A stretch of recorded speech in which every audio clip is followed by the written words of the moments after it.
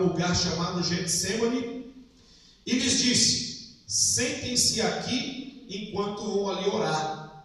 Levando consigo os 2 filhos de Zebedeu, começou a entristecer-se e a angustiar-se. Disse-lhes então: a minha alma está profundamente triste, numa tristeza mortal. Fiquem aqui e vigiem comigo. Indo um pouco mais adiante, prostrou-se com o rosto em terra e orou: meu pai, se for possível, afasta de mim este cálice. Contudo, não seja como eu quero, mas sim como tu queres. Depois voltou aos seus discípulos e os encontrou dormindo. Vocês não puderam vigiar comigo nem por 1 hora? Perguntou ele a Pedro.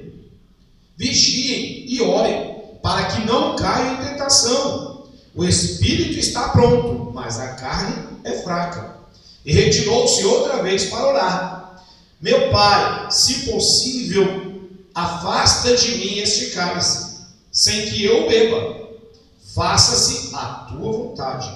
Quando voltou, de novo os encontrou dormindo, porque seus olhos estavam pesados. Então os deixou novamente e orou pela 3ª vez, dizendo as mesmas palavras. Depois voltou aos discípulos e lhes disse: vocês ainda dormem e descansam? Chegou a hora, eis que o Filho do Homem está sendo entregue nas mãos dos pecadores. Levantem-se e vamos, aí vem aquele que me trai. Amém? Glória a Deus, louvado seja o nome do Senhor. Irmãos, esse texto tem algumas lições para nós extrairmos dele nesta noite. Uma das coisas fundamentais aqui, eu já comecei a falar sobre isso, é a questão da comunhão, da intimidade com Deus. Claro que hoje a nossa intimidade com Deus vem através de Jesus Cristo, né? Vocês já me ouviram dizer isso, que muitas vezes nós falamos Deus, Deus, Deus, Deus, Deus, Deus, Deus, e nos esquecemos de Jesus Cristo, né? E a nossa chave para entrar na presença do Senhor chama-se Jesus Cristo. É através de Jesus que nós alcançaremos e estaremos na presença do Senhor, né? Então, esse texto é um texto pós-partida de Judas, para ir ter com os principais daquela época, com as pessoas de influência, com os poderosos da época. Porque Jesus, ele compartilha da ceia, e ali, depois de compartilhar com a ceia e revelar que alguém iria o trair, Judas já sai para fazer o que tem que fazer, amando de Jesus. Nós lemos aqui no domingo, né, na leitura oficial do domingo, nós fizemos a leitura onde Jesus põe o bocado na boca de Judas e depois Jesus diz a Judas assim: ó, vai e faz o que tu tem para fazer depressa, faz logo, né? Porque Jesus já sabia de tudo que iria acontecer. Jesus, ele não estava enganado. E uma das coisas que me chama muita atenção nos dias de hoje é assim: a quantidade de pessoas que estão dentro da igreja enganadas. Amém? Amém. Tem muitas pessoas que estão dentro da igreja enganadas. Por quê? Elas imaginam que a igreja é um lugar onde não existe defeito, onde as pessoas são perfeitas, onde não há falhas. E muitos se decepcionam quando chegam em uma igreja e veem a realidade da igreja. Mas eu quero fazer uma pergunta para você nessa noite. A igreja, ela é composta, ela é formada por quem? Por pessoas, por seres humanos. Amém? Quem aqui não tem defeito, diga amém. Então imagine, eu tenho defeito, cada um de vocês tem defeitos, ou seja, nós temos defeitos, e nós estamos reunidos aqui juntos. E uma das maiores dificuldades do ser humano é na questão de relacionamento. Porque quando Jesus diz assim, ame ao teu próximo como a ti mesmo, Jesus está dizendo assim, deseja ao teu próximo o que você quer para você. É isso que Jesus está dizendo. E o ser humano tem uma dificuldade tremenda de querer o bem do outro. Sim ou não? Quando o ser humano vê que o outro está se destacando, vem aquele negocinho, né? E fala assim, por quê? Porque não é comigo, porque não sei o quê, babá. Então, esta situação existe aonde tem pessoas reunidas, porque isso está incutido no ser humano. E Jesus veio para nos trazer libertação desse tipo de coisa. A igreja era para ser um lugar 10? Sim ou não? Sim. E não é por quê? Por falta de posicionamento, por falta de consciência e por falta de obediência. Amém? Então, Jesus, ele reúne os seus discípulos. Judas partiu para fazer o que tinha que fazer. Aí Jesus reúne os seus discípulos e fala, vamos ali comigo, que eu tenho que fazer uma coisa, né? Vamos ali porque eu preciso orar. Glória a Deus. Aleluia. Vamos ali porque eu preciso orar. Aleluia. Eu quero orar, né? Vamos para o texto aqui, ó. Então Jesus foi com seus discípulos para um lugar chamado Getsemane e lhes disse, sentem-se aqui enquanto eu vou ali orar. Levando consigo Pedro e os 2 filhos de Zebedeu. Quem eram? Tiago e João. Que era quem caminhava com Jesus, eram esses 3. Eram os mais próximos. Então Jesus levou Pedro, Tiago e João com ele, para ir à oração. Começou a entristecer-se e a angustiar-se. Disse-lhes então, Jesus dizendo a eles, diga assim, Jesus tinha pessoas da intimidade. Amém? Não é errado você ter pessoas da sua intimidade. Amém? Glória a Deus. O que é errado é você pegar essas pessoas da intimidade que você tem para criar caso e problema, seja dentro da igreja ou seja lá onde for.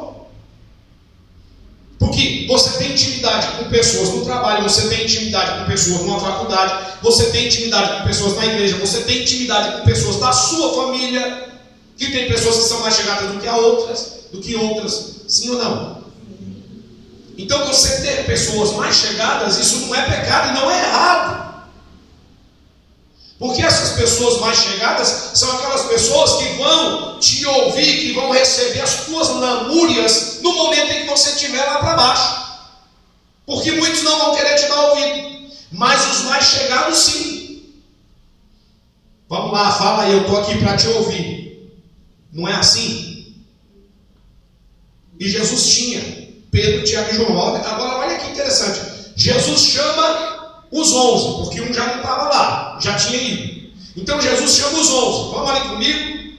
Aí quando ele chega no Getsemane, Jesus, ele fala para os 8, fiquem aí vocês, que eu vou ali com Pedro, Tiago e João. Então ele chama quem? Que eram os mais íntimos, os chegados. E no caminho, o que Jesus fala? Ele começa a se abrir com quem? Com Pedro, Tiago e João. Olha aqui. Aleluia. Ele diz assim, a minha alma está profundamente triste, numa tristeza mortal. Aí ele faz o que? Ele fala para os 3, fiquem aqui e vigiem. Fiquem aqui e vigiem comigo. Indo um pouco mais adiante, prostrou-se com o rosto em terra e orou. Então Jesus ele chama os 3 e fala assim, ó, eu estou extremamente angustiado, eu estou extremamente triste, eu estou sentindo uma tristeza profunda na minha alma, porque ele já estava pressentindo o que ia acontecer, ele já estava pressentindo o processo que ele ia passar. E aí ele chama os 3 e diz, vigia junto comigo, ou seja, estejam aqui junto comigo em oração, sabe? Vamos orar. Me ajude em oração, porque está complicado o negócio para mim. Então os mais chegados, irmão, é exatamente para isso. No momento da adversidade você chamar e falar assim, ora aqui comigo. Sabe? Os mais chegados é aquele que você vai dizer coisa que você não vai dizer na frente dos outros. Amém? E toda pessoa tem que ter as pessoas mais chegadas na sua vida. Porque senão como é que ela vai sobreviver? Como é que vai vencer as adversidades? Então, quando eu vejo pessoas próximas umas das outras, eu não me preocupo com isso. Porque eu já entendi que é assim, porque eu também tenho os meus próximos.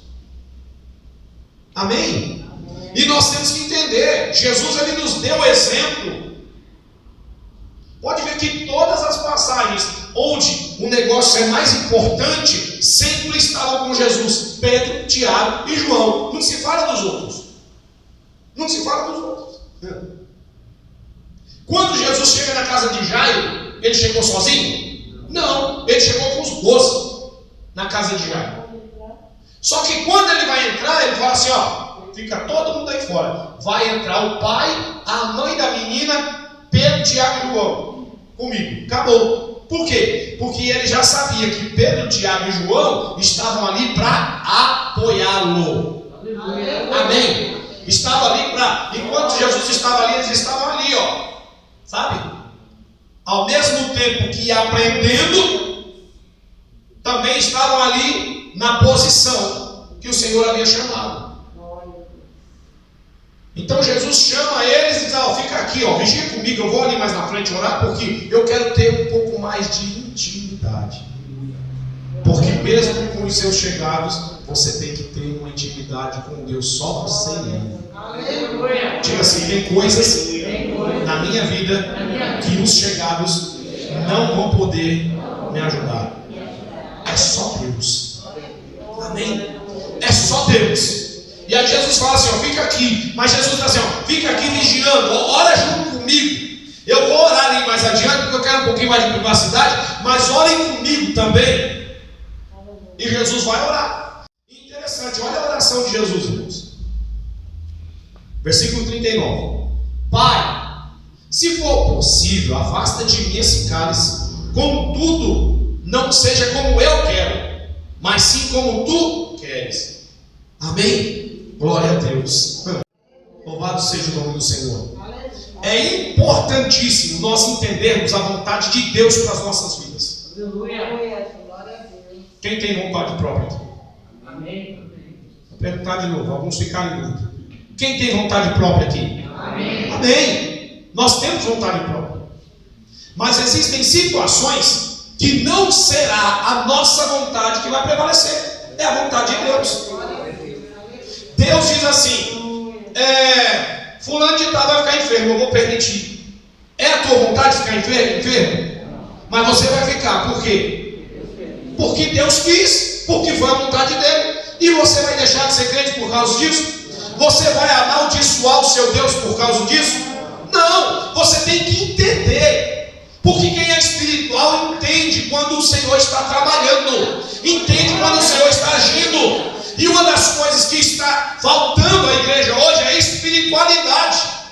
Tem muita falácia, tem muito achismo e pouca espiritualidade. Amém?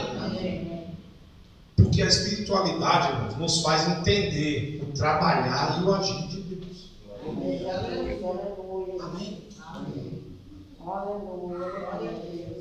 Glória a Deus. Louvado seja o nome do Senhor. Irmão, a palavra dessa para a igreja está cheia, para as pessoas aprenderem. Aleluia. Tem tanta gente que precisa aprender. Aí no culto de quarta, não vou para o culto hoje não, porque é culto de quarta-feira, não tem banda, sabe? É culto assim. Mas é o dia de você sentar para aprender e aplicar na tua vida e fazer com que a tua vida tome um outro rumo. É gostoso louvar a Deus? É gostoso sentir a presença de Deus? É gostoso você estar na igreja com a igreja cheia? Isso é bom. Mas o que vai fazer a diferença na minha vida? É a palavra, é o aprendizado, é a prática. É isso que vai fazer a diferença na minha vida. Então nós temos que aprender, valorizar a nossa estada na presença do Senhor. Isso tem que ser valorizado. porque vai fazer toda a diferença na minha vida. Aleluia.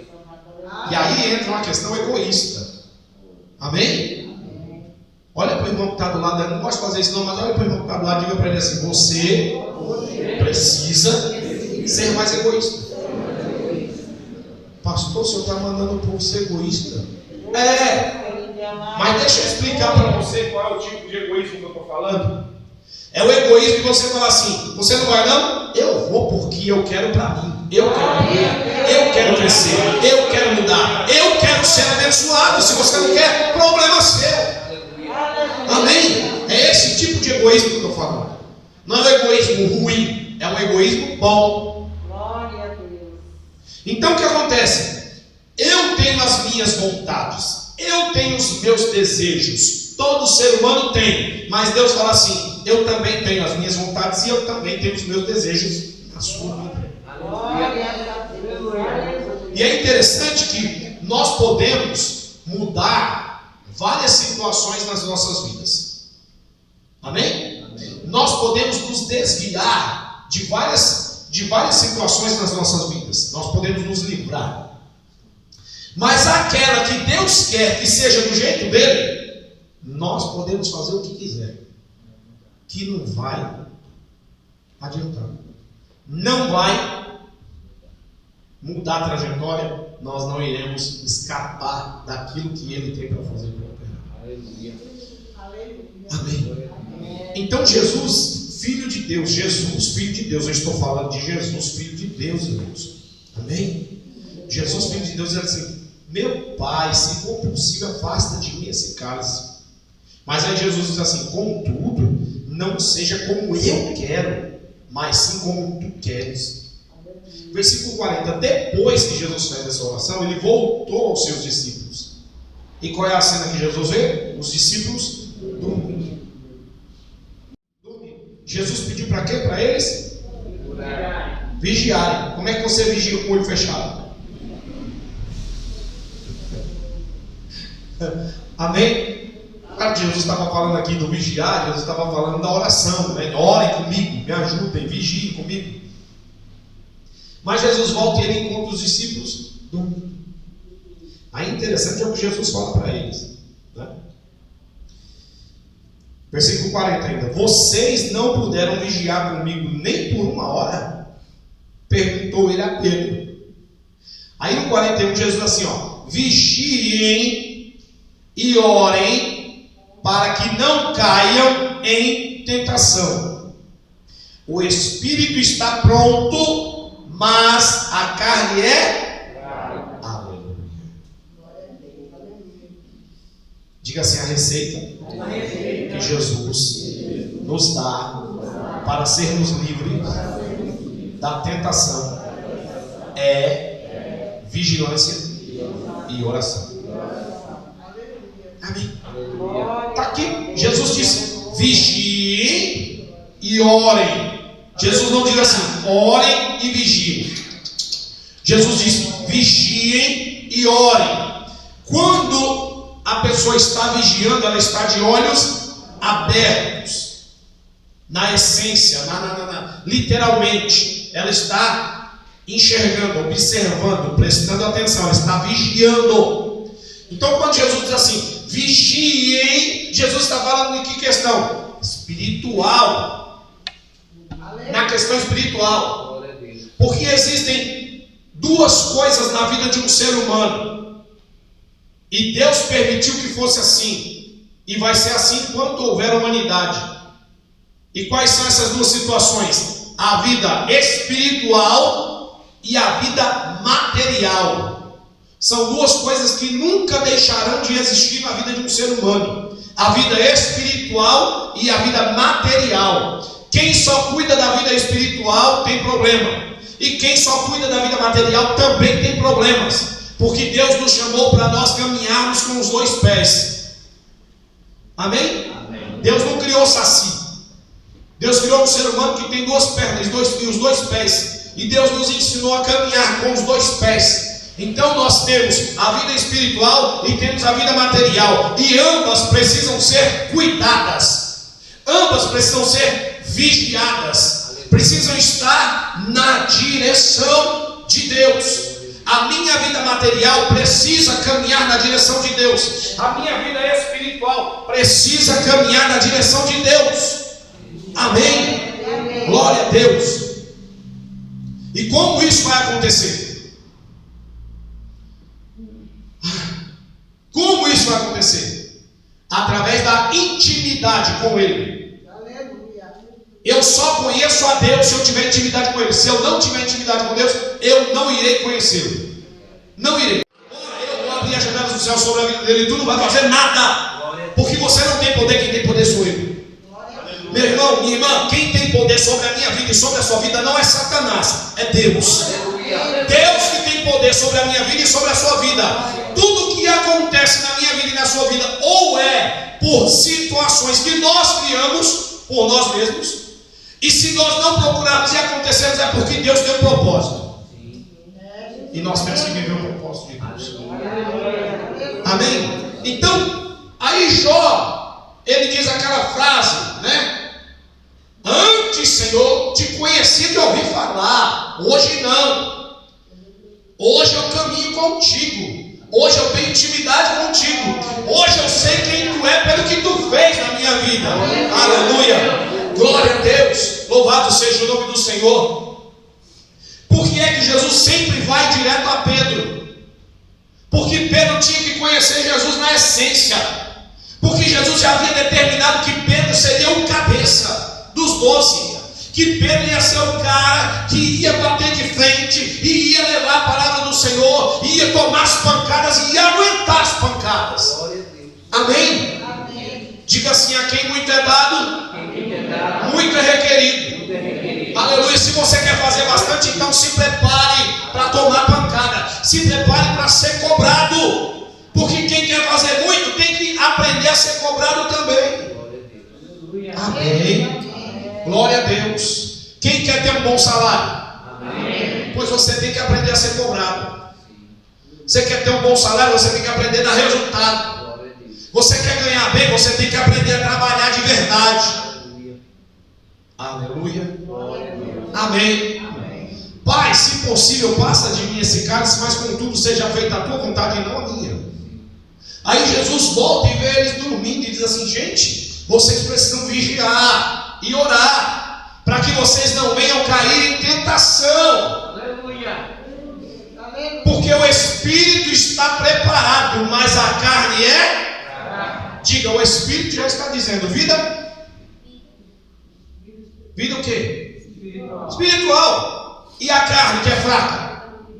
Vida material. Então Jesus diz: o Espírito está preparado, porque o Espírito vem de quem? De Deus. Então não há falha no Espírito, mas a carne ela é? Aonde estão as emoções? Onde estão os sentimentos? Onde estão as vontades? Exatamente. E é exatamente contra todas essas coisas que nós temos que lutar, dia após dia, diariamente. Lutar contra todas essas coisas, para vivermos um tempo de bênção, para vivermos um tempo de vitória que o Senhor tem preparado para as nossas vidas. Amém? Então Jesus diz: ó, a tentação vai vir, vocês precisam estar preparados para vocês não darem lugar à carne, para vocês não caírem na primeira investida de Satanás. Você precisa estar firme. Então crente que não ora, crente que não tem comunhão com Deus, crente que não tem compromisso com a palavra de Deus, é um crente fraco. É um crente fragilizado. É aquele crente que uma semana ele está dando glória a Deus e na outra semana ele está murmurando. Na outra semana ele está dando testemunho e na outra semana ele está reclamando. Ele é assim, ele é uma gangorra, ele sobe e desce o tempo todo. Porque ele não tem firmeza. Ele vive. Uma hora ele está em espírito, outra hora ele está na carne. Aí ele volta para o espírito, depois volta para a carne de novo. E a vida dele é feita de altos e baixos. E o Senhor quer que nós tenhamos equilíbrio. Aleluia. Amém. Aleluia. Então Jesus chama os discípulos e diz: ei, chega, já dormiram demais, já descansaram, chegou a hora. E os discípulos: a hora do quê? Eu fico imaginando os discípulos: a hora do quê, Jesus? A hora que eu falei: vamos, porque o Filho do Homem vai ser entregue na mão dos pecadores. Aquele que foi levantado para trás está chegando aí. Está chegando. E aí eles se levantam e seguem o caminho. Eles fogem. Interessante, né? Jesus já sabia. E o que Jesus faz? Ele vai de encontro ao que ele tinha que passar. Diga assim: eu preciso aprender com Jesus. Não posso viver fugindo daquilo que ele tem para fazer